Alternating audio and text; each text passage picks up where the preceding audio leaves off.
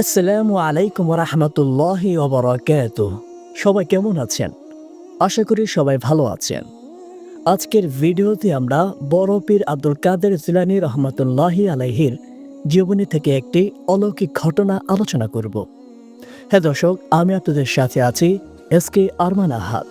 বড় পীর আব্দুল কাদের জিলানী রহমতুল্লাহি আলাইহির জীবনী মুবারক পর্ব আকারে পাওয়ার জন্য আমাদের ইউটিউব চ্যানেলটি সাবস্ক্রাইব করে পাশে থাকবেন।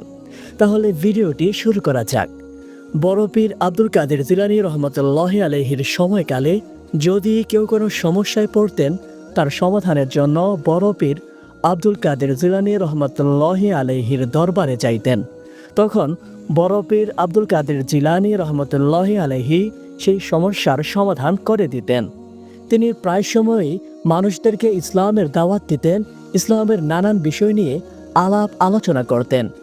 দয়াল নবীর প্রচারিত ধর্ম, নবীর সুসত্য তরিকা তিনি মানুষদের মধ্যে তুলে ধরতেন। এইভাবে তিনি ইসলামের দাওয়াত দিয়ে থাকেন।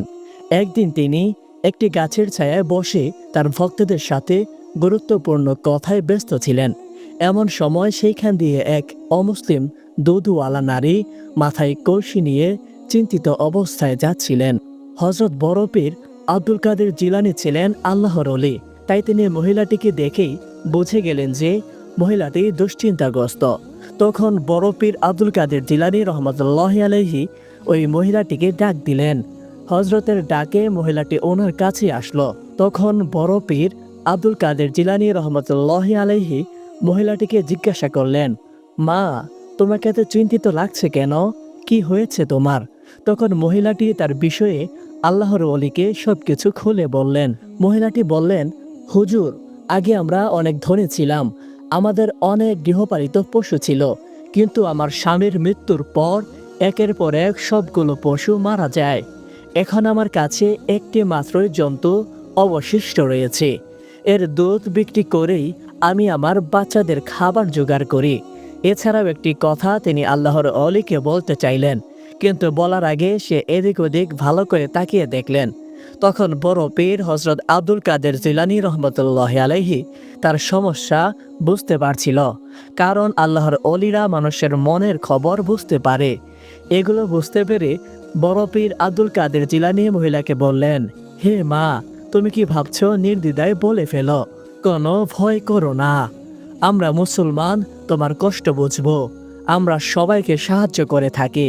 তুমি যে ধর্মেরই হও না কেন, তোমার কষ্ট আমি দূর করার যথাসাধ্য চেষ্টা করব, যদি তা আমার স্বার্থের মধ্যে থাকে। তাই তুমি নির্দ্বিধায় তোমার সমস্যা আমার কাছে বলতে পারো।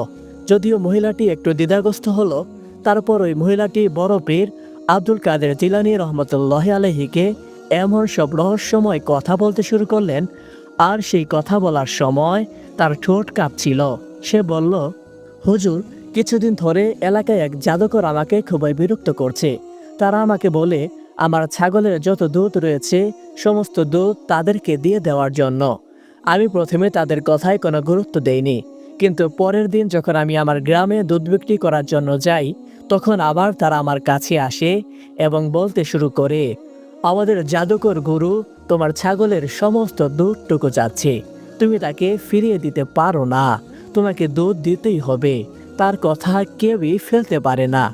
হুজুর, তার কথা শুনে আমি ভেবেছিলাম, আচ্ছা ঠিক আছে, দুধ দিয়েই দেই, তারা তো আমাকে দাম দিয়েই দেবে।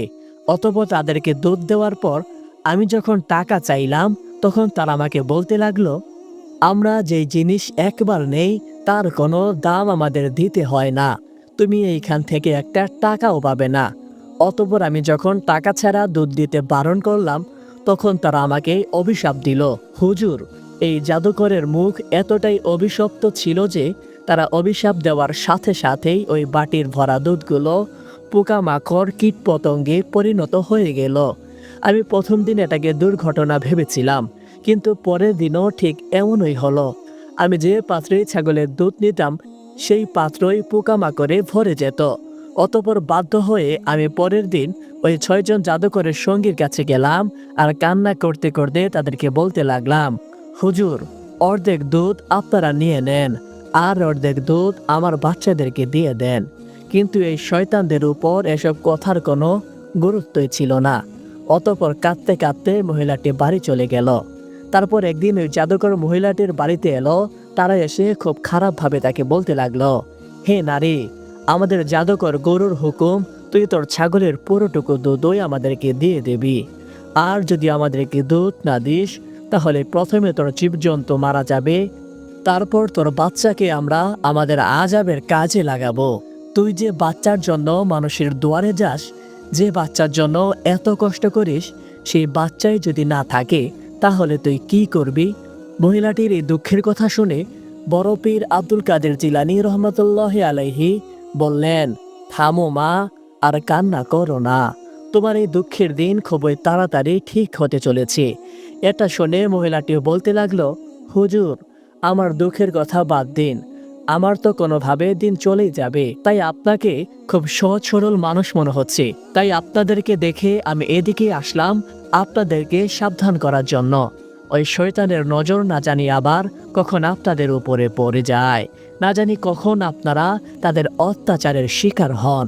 মহিলাটির ওই সাদা মনের কথাটি শুনে বড় পীর আব্দুল কাদের জিলানী রহমতুল্লাহি আলাইহি অনেক খুশি হলেন। সেই মহিলার মন ছিল পরিষ্কার। সে তাদের সাহায্য করার জন্য সেই শয়তানের কথা তাদেরকে আগে জানিয়ে সাবধান করতে এসেছিল। আব্দুল কাদের জিলানী রহমতুল্লাহি আলাইহি তার এই আচরণে খুবই খুশি হলেন। অতঃপর বড় পীর আব্দুল কাদের জিলানী রহমতুল্লাহ আলাইহি খুশি হয়ে তাকে বললেন, মা, তুমি খুব পরিষ্কার মনের মানুষ, তোমার মন খুবই নরম। আমি ফকির মানুষ, আমার এই সাহায্যের কথা মনে থাকবে। তুমি এখন চলে যাও। আমরা মুসলমানরা বিশ্বাস করি, আল্লাহ তাআলা যতক্ষণ পর্যন্ত কাউকে কোনো বিপদগ্রস্ত না করেন, ততক্ষণ পর্যন্ত এই পৃথিবীর কোনো মানুষই তাদেরকে বিপদে ফেলতে পারে না। যদি তুমি ওই জাদুকর লোকজনের ভয়কে বাদ দিয়ে আল্লাহকে ভয় করো এবং ইসলাম ধর্ম গ্রহণ করে নাও, তাহলে তুমি নিজেই এই বিপদকে সামলাতে পারবে।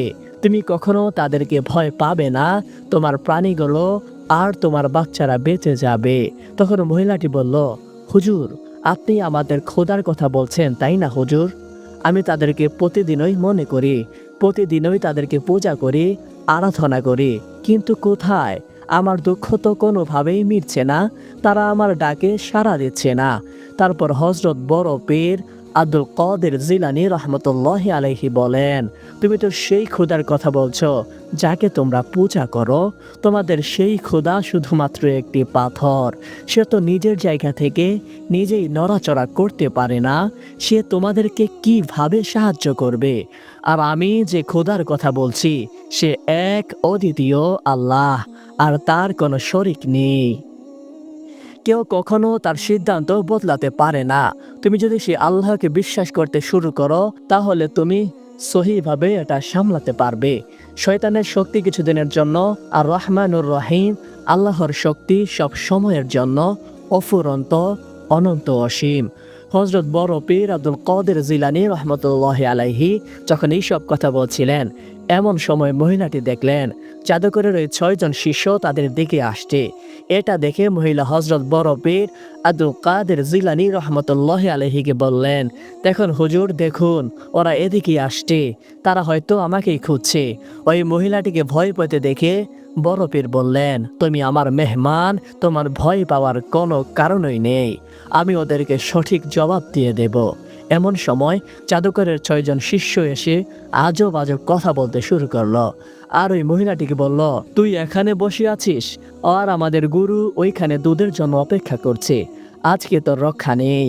এই কথা শুনে হযরত বড় পীর আব্দুল কাদের জিলানী রহমতুল্লাহ আলাইহি বললেন, তোমরা থামো, এই মহিলাকে আমি আটকে রেখেছিলাম এখানে। যেহেতু তোমরা আসছো, তাহলে তোমরাও বসো।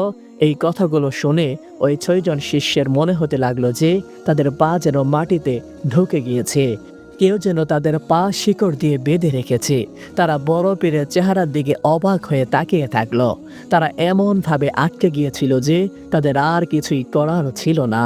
তাদের শুধু এতটুকুই মনে হয়েছিল, বড় পীর আব্দুল কাদের জিলানী রহমতুল্লাহ আলাইহি তাদের সামনে বসা।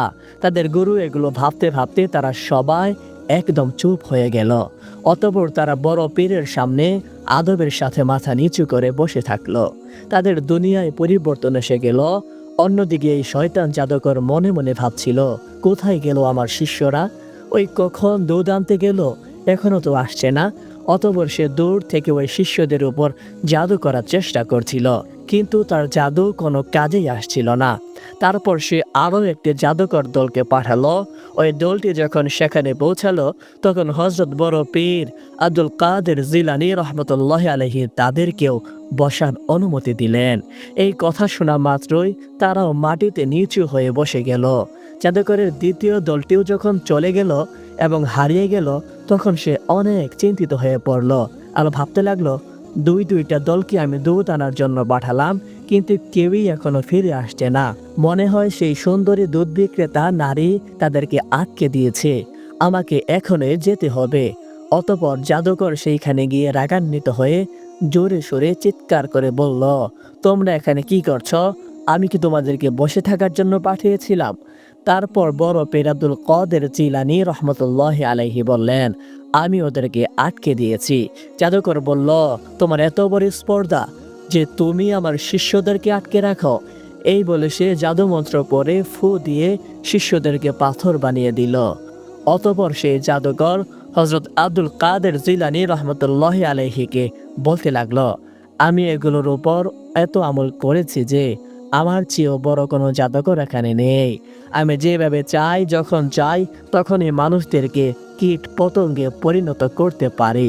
এই বলে সে মন্ত্র পড়ে তার শিষ্যদের উপর ফু দিতে চেষ্টা করলো। জাদুকর ভেবেছিল এখনই তার শিষ্যরা উঠে দাঁড়াবে এবং বড় পীর আব্দুল কাদের জিলানী রহমতুল্লাহ আলাইহির উপর আক্রমণ করবে, কিন্তু জাদুকরের সব মন্ত্রই ফিরে আসছিল। জাদুকর এখন এগুলো করে ক্লান্ত হয়ে গিয়েছিল। তখন হয়তো বড় পীর আব্দুল কাদের জিলানী রহমতুল্লাহ আলাইহি বললেন, এসব জাদুটনা এখানে চলবে না। আর এরা এখন আমার শিষ্য, তোমার না।